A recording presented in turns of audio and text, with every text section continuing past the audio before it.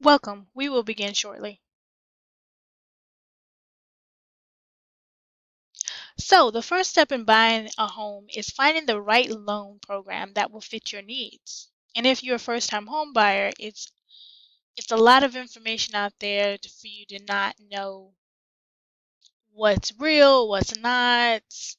So, I try to compile a list, if you will, of items that you need to consider before you actually purchase a home.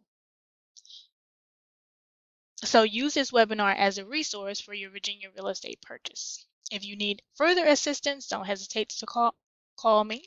Let's get started.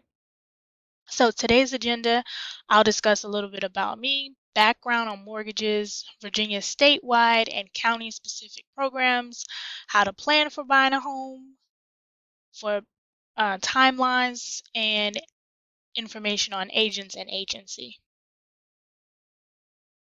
So, my name is Roshana Levin. I am with Keller Williams. I am a licensed realtor in Virginia, Maryland, and DC. I've been in real estate for over 15 years, assisting buyers and sellers from Fredericksburg to Baltimore, Maryland. So, let's begin. To understand about mortgages, first, let's talk about what's included in a mortgage and then work backwards. If you decide to move forward with buying a home, your new mortgage will include several items. The basic of all mortgages is what's called PITI. The P is for principal, the I is for interest, the T is for taxes, and the last I is for insurance. In addition to PITI, you may have PMI, which is called private mortgage insurance, and association monthly fees if you purchase a home in a homeowner's or a condo association community. All items together are your total housing ratio. Be leery of online calculators as they may only calculate just the principal and interest, which is P&I. If your lender states that you're approved for a mortgage of $300,000, make sure you ask the following details. What's the payment amount and the interest rate based on that? Because if the rate increases, your maximum monthly payment will decrease. If the monthly payment amount that they gave you is $2,500 a month, with everything in the community that you're going to buy will not be able to exceed that. So let's say you purchase a home in, you know, 123 estates, for example, and the home that you want is going to be, with everything included, is going to be 2511. You will get denied because well, I won't say you will get denied, but it's a possibility you will because your ratio, especially if your ratios are tight, right, in the beginning, it's a possibility that you will be denied for the loan and you would have wasted money. So try not to do that. So the maximum payment will include PITI, PMI, HOA, and or condo monthly dues, even though the association dues are paid separately. So mortgages. So there are four types of mortgages. You have conventional loans, FHA loans, VA loans, and rural housing loans. So conventional and FHA require down payments. Conventional loan approvals are more conservative with their debt to income ratio and require higher credit scores to get approved and funded. FHA loans are less conservative with debt to income ratios and have a lower credit score requirement. VA and rural housing do not require down payments. They're 100% programs, though both have restrictions on their loans. So a VA loan, you must be an eligible veteran or a surviving spouse of a veteran to qualify.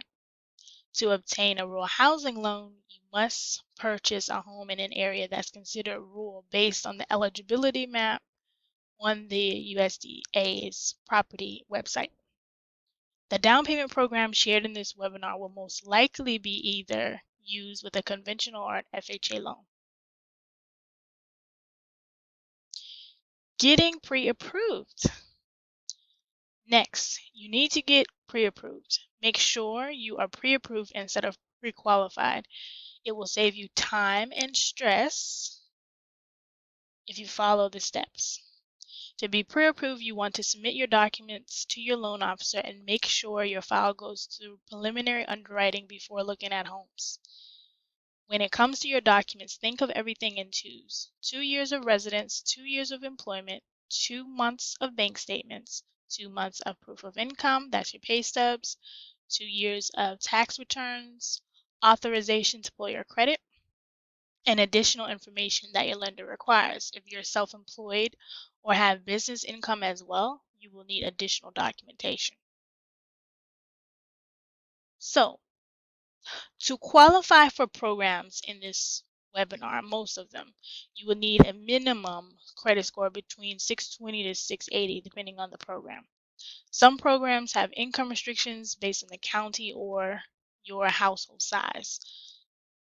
Some have first-time homebuyer requirements, which to be considered a first-time homebuyer, even if you purchased a house back in 1995 and you sold it 10 years ago, as long as you haven't owned in 3 years, you can buy again. You're considered a first-time homebuyer again. A lot of people don't know that. So share that with your friends. So you can purchase again and use the program.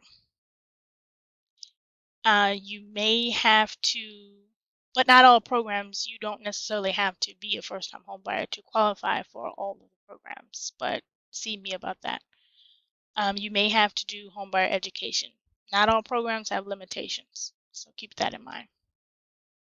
So programs by the state. So there is the home ownership down payment assistance. So you can get between 10 to 20% of the sales price based on income and location of the home throughout Virginia. Next, you have the down payment assistance grant. That's $12,500 in grant funds for down payment. The closing assistance grant allows for up to $10,000 in grant funds for closing costs. The VHDA plus second mortgage, that's up to $25,000 for down payment. There are other programs available from local lenders for 100% financing, grant programs, and down payment assistance programs. So for more information on those, give me a call. So programs by county. So first we have Loudoun County. So the down payment and closing cost assistance program, you can get up to $25,000. You must currently live or work in Loudoun for a minimum of 6 months. There are income restrictions with this program. Next, we have Arlington, a moderate income purchase assistance program. So you can get up to 25% of the home sales price for a maximum sales price of $500,000. It must be a conventional loan and there are income restrictions. And lastly, we have Prince William County. The first-time homebuyer program received between 23 to 33% of the approved sales price. The maximum amount that you can receive with this program is $75,000. There are income limitations and you have to use a VHDA approved lender. So, programs by profession. There are additional programs for certain professions. If you're a teacher, if you're a police officer, firefighter, EMT, if you're a doctor, if you're a veterinarian, if you're a pharmacist, if you're a veteran, if you're a nurse, if you're self-employed, and other professions as well. There are other programs that are available. It's just too many to list them. So let me know your profession and I will help you navigate which program is the best fit for you. So how much money do you need initially to buy a house? So initial funds. So say for instance, you purchase in a house is $300,000. So you need at least 1% of the sales price. So that's $3,000 for earnest money. You need money for your inspections because you want to make sure you're buying a good house, that there's no issues with it. So that's $500 with all those. You have to have your appraisal. That's $500. So initial money to buy a $300,000 house is $4,000. When should you start the process? So if you're on a month-to-month lease, I would say at minimum you need to be 60 days before your lease ends. If you're on a yearly lease, at least 90 days before your lease ends. though depending on your timeline and you may need to add more time. So month to month might turn into 90 days and a yearly lease might turn into 4 months. So it just really depends on what's available during your time. You just don't want to be without a house. So, home buying timeline. So, first you get pre approved, then you find a house, then you get under contract, you do your inspections, you find out the value of the house, and, your file goes to underwriting, and the lender makes a full commitment to lend to you and say you're clear to close, and you close. The last thing that's going to happen is you're going to need what's called a closing disclosure. You'll receive several closing disclosures throughout the process, but the final one is the amount that you'll need, what's going to tell you what you have to bring to settlement. So you may have to bring $0, or you may be getting money back, or you may have to contribute money. It shouldn't be too much of a difference of what they initially told you. But you have to have that or you won't be able to close on time. That's a good sign. If you're not getting it ahead of time, then you won't close. So if it's Friday and if it's Wednesday evening and you haven't received your closing disclosure and you're closing on Friday, you won't close because it has to be 3 days before. So when will your first mortgage payment be due after you buy a house? So your first payment is due based on what the time of the month that you actually close. So if you close at the beginning of the month, between the 1st and the 5th, your mortgage payment will be on the next immediate month. So June 1st to June 5th, it will be July 1st.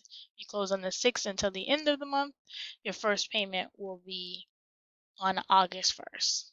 There are no closings on Saturday, Sunday, or holidays.